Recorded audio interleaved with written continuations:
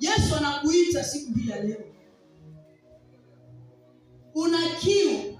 Pengine unaweza kufikiri wewe uko tu umetosheka. Hujatosheka bado.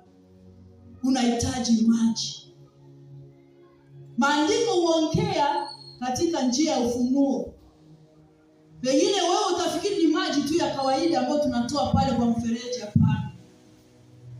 Utafikiri Bwana anataka njoni kuchukua maji isiyo na fedha.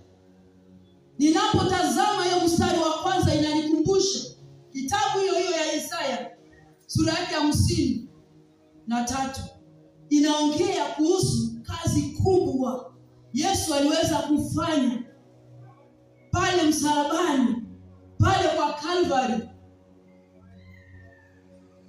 Kazi kubwa ili wewe ukombolewe. Na Yesu akasema yote yamekwisha. Yalikuwa mapenzi yake Mungu ili wewe upate kukombolewa.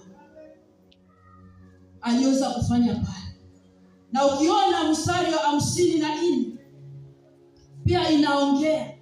Hiyo ni msururi ya masemo, ya mafunzo ya Isaya, kwa sababu alimuona